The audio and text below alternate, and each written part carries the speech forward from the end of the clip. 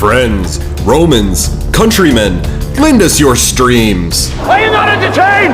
Not yet, but stick around. We travel from Hadrian's Wall to the Appian Way to present some of our favorite movies and shows set in ancient Rome.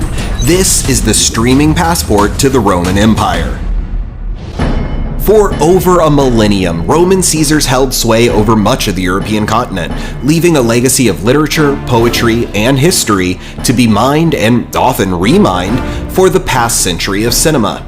In fact, Lew Wallace's 1880 historical novel Ben-Hur: A Tale of the Christ, about revenge and redemption in ancient Rome, has been adapted for the screen in 1907, 1925, 2003, 2010, 2016, and most famously as the Charlton Heston Titan of 1959.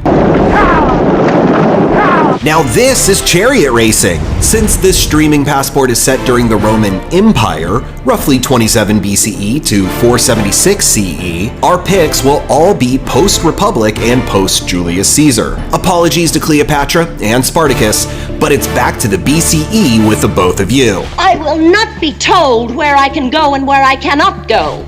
And if you want the background on how it went from a republic to an empire, check out Rome, which ran from 2005 to 2007 on HBO and BBC Two. The British, American, and Italian production follows a pair of fictional leads played by Ray Stevenson and Kevin McKidd, as they Forrest Gump their way through all the historical highlights of civil war, regime change, and the rise of the first emperor, Augustus. Facts are necessary. Without facts, you must remain silent.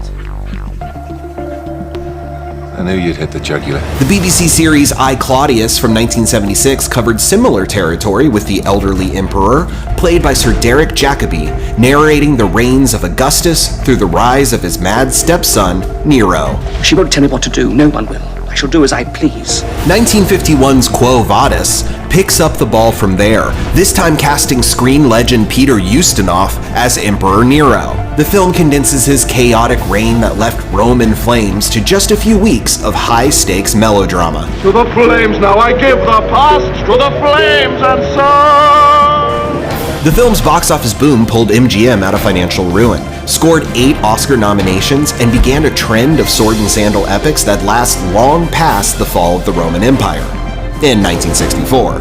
How does an empire die?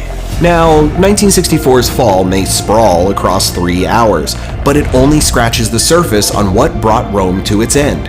Instead, the film covers the botched transfer of power after the death of Marcus Aurelius, played by Sir Alec Guinness in very Jedi-esque robes, culminating in a gladiatorial battle for the throne between his son Commodus, played by Christopher Plummer, and his top general, Gaius Livius, played by Stephen Boyd. If you fought me now, the world would know it was to the death. If that sounds familiar, 2000's Gladiator recreated the showdown for power between Russell Crowe as fictional character Maximus and Joaquin Phoenix taking over the role of Commodus.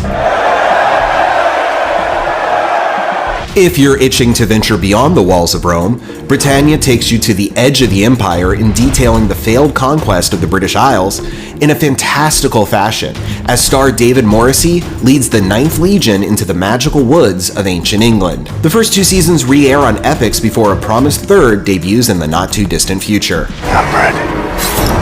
Then let's begin.